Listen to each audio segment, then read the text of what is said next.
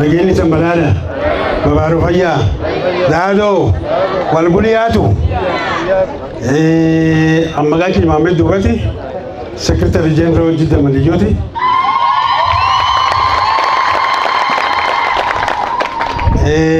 Jukumunti Gudonar Arma, one is a Yam Nevi, Isantim. Amo Marla Meso speech le debi fedu Rusa Sankalale speech bas speech ale kagara Kiingereza so baadaye afamu ma fulani baise mala afamu raiti ba sababu gudan nu aran nu ne structure Jidda Maliyu karona kina ba fanne asgabable borana gabable isangarsi so bena tanabdu akashi huyo. This is a message by Secretary General of the occasion of the inauguration of Jidda Maliyu President and the structures held at the President's residence on 9th September 2013. Ladies and gentlemen, I stand before you as the Secretary General of Jidda Maliyu, Jima clan, and wish to take this opportunity to thank Almighty Allah for all His blessings. I also take this opportunity to thank you all for honoring our invitation to grace this auspicious inaugural occasion of Jima President Honorable Mohamed Ali Mudale Aka Biskili and his secretariat led by myself. We are greatly humbled by the overwhelming support and recognition that the entire Solo community gave us.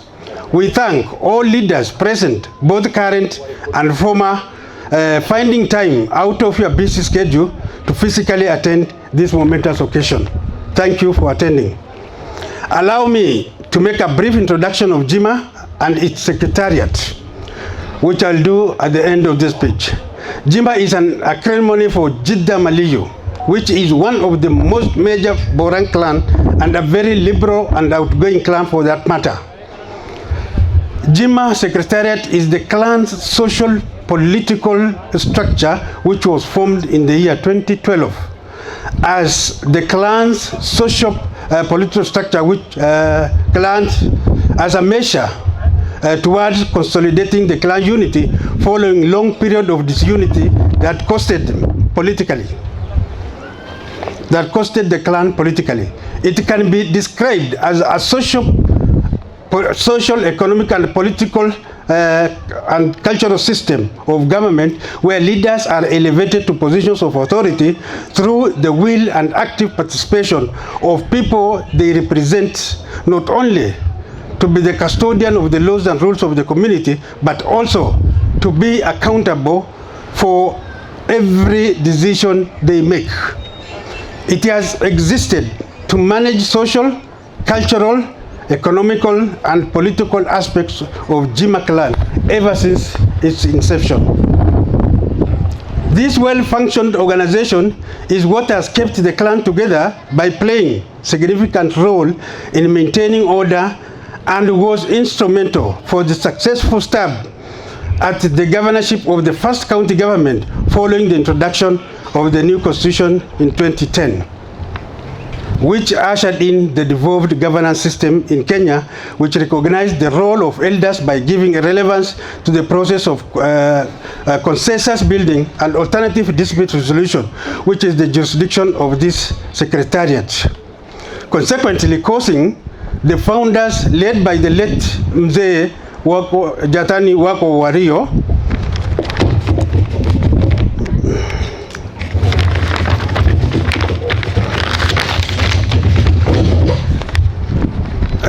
the founding president and myself, the Secretary General, to give legal existence once it's formal by doing formal registration. Distinguished guests, since its inception, the structure held 3 very democratic and peaceful elections. The last one being the just concluded August 2023, the outcome of which is being unveiled to you today. I do not consider it necessary to discuss the purported formation of a splinter group occasioned by the county's political leadership, as it raised no special anxiety or excitement among the clan, nor the general brown population, to which we are just a bigger branch.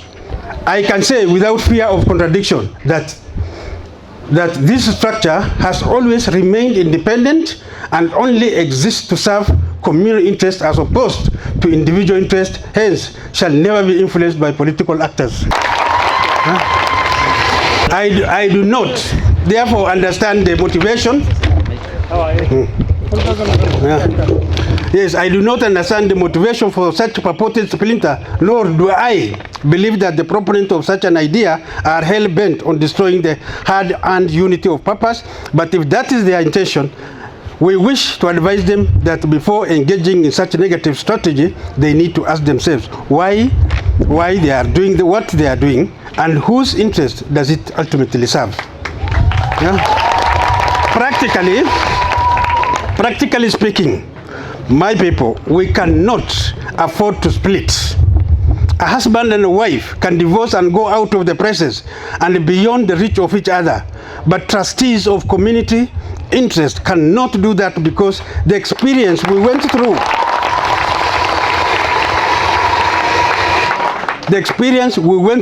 as a people caused by such a split before 2013 is still fresh in the minds of our people. The elders' mandate.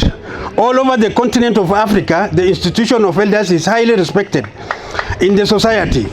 The elders provide leadership centered on human core values of love, relationship, respect, and mutual dependence. Consequently, it can be said that Community Council of Elders represent the psyche of society, embodying the aspirations, visions, and focus of the people. Community elders are the custodians of the community values in their social interactions and conduct. We therefore have the responsibility to counsel the youth members of the society and provide direction on what is morally permissible. Granted the due respect, elders have the capacity to bridge communal differences where there is conflict and disorder, hence are the promoters of social cohesion and stability. As a voice of the community,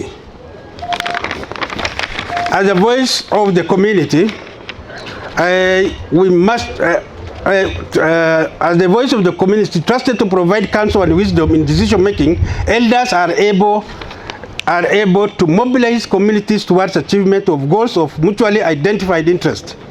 This is the role we expect our elders to play, including our structures. We are justified to say that the greatest challenge in our country is tribalism, which is unfortunately has been taken a notch higher by the elites. It has served as a dividing factor rather than uniting, as was envisaged by our forefathers. I, however, believe that as a Isiolo community, united, we can turn this challenge to an opportunity. In the words of Franklin Roosevelt, a community or a nation, like a person, has a mind that must be kept informed and alert, that must know itself, that understands the plans, threats, hopes, and the needs of or by its neighbors. It has something deeper, something more permanent, something larger than the sum of all of its parts. That something matters most to its future and calls for the most sacred guarding. The responsibility to perform the aforementioned task and to give direction to the community rests with the current generation. Jima Secretariat gives an undertaking to work harmoniously with the larger Boran and all other communities living in Isiolo to achieve unity and progress. So let us begin afresh by remembering that the future of this country is vested in our unity, beginning from the clan segments, tribes, and ultimately as Isiolo community. Hence, the need to explore what problems unite us instead of laboring those that divide us. It is time to forge unity of purpose out of previous negative attitude in order to build new confidence and refuse to allow past mistakes to blind us to the task of today and tomorrow. As elites and elders, let us not assume that government is either a problem or solution. But let's believe in ourselves as the solution to our problems. We must unite to build a strong society that can tolerate difficulties, flexible enough to face our common challenges and advance our common dreams. Let's therefore unite, for there is work to be done that government alone cannot do. Our greatest responsibility is to embrace a new spirit of community service. For any one of us to succeed, we must succeed as Isiolo.